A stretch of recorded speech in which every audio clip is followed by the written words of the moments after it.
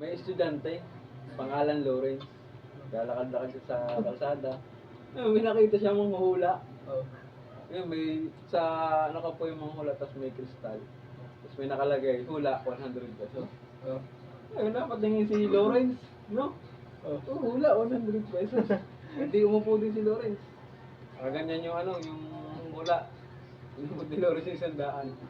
Hinawakan yung kamay ni Lawrence. Sabi ng mga hula eh, may nagugustuhan kang babae pero hindi ka gusto. Sabi ni Lawrence, bakit? Bakit mo ka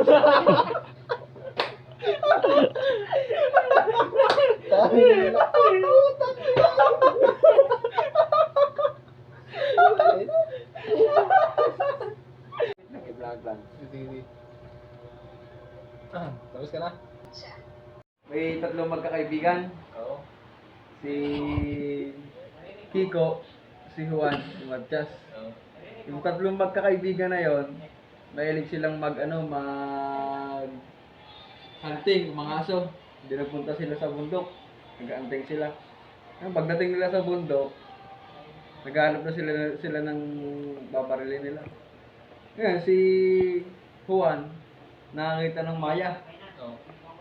Ay di ini-spot-spot. Nakita ni Kiko. Sabi ni Kiko, huwag yan Juan kasi maliit lang yan. Oo. Sabi, hindi, pagpapraktisan ko lang to. Ay di spot, binaril. The please lang. Sabi ni Juan, putang ina to, please. Ay di dari-diretso sila. Ngayon naman, si Kiko, nakita ng kwago. Oo.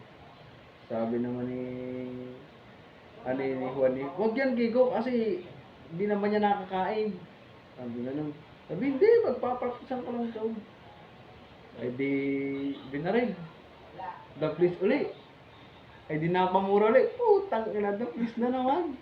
Ngayon, narinig pala ni San Pedro sa langit.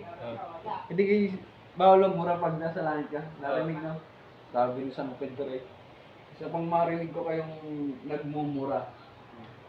Malilintikan kayo sa akin. Oo. Kasi ngayon, si Matias, nakakita ng agila. Sabi ng dalawa, huwag yan Matias kasi paubos na lahi niyan. Sabi, hindi, ngayon lang to. Binaray. The please din. Sabi naman si, putang ina, the please na naman.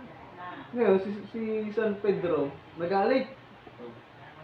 Binagsakan ng malaking bato. Ngayon, si Matias nakailag. Sabi ni San Pedro, putang ina, the please din.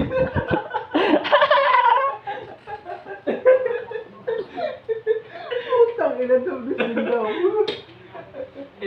Ito ba?